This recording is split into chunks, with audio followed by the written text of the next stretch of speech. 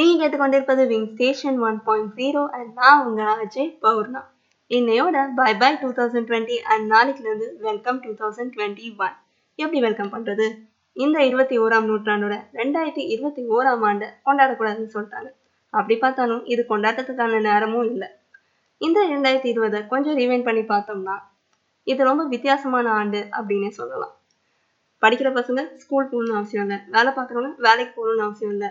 அது மட்டும் இல்லாம நான் தப்பே பண்ண மாட்டேன் அப்படின்னு சொல்லிட்டு தெரிஞ்சவங்கள கூட முகமூடி திருடர்கள் மாதிரி முகமூடி அணிஞ்சிட்டு நடமாட வச்சதுதான் இந்த 2020ஆம் ஆண்டு. ஸோ 2021 ஸ்டார்ட் ஆக போகுது. அதுல உங்களோட எக்ஸ்பெக்டேஷன்ஸ் என்ன அப்படின்னு கேட்டீங்கன்னா, நான் எதையுமே எக்ஸ்பெக்ட் பண்ணலைங்க. இன்ஃபேக்ட் இந்த வாட்டி நான் எனக்காக வேண்டதை விட பொதுவா எல்லாருக்காகவும் வேண்டிக்கலாம் அப்படின்னு முடிவு பண்ணியிருக்கேன்.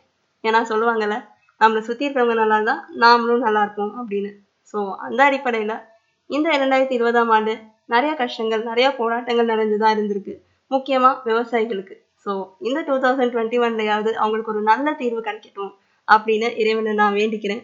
அது மட்டும் இல்லாம இந்த 2021ஆம் ஆண்டு எல்லார் வாழ்க்கையிலையும் சந்தோஷத்தையும் நிம்மதியையும் கொண்டு வந்து சேர்க்கட்டும் அப்படின்னு வேண்டிட்டு என்னோட அட்வான்ஸ் புத்தாண்டு நல்வாழ்த்துக்களை எல்லார்கிட்டையும் தெரிவிச்சுட்டு நான் கிளம்புறேன். தொடர்ந்து கேட்டுட்டே இருங்க விங் ஸ்டேஷன் 1.0.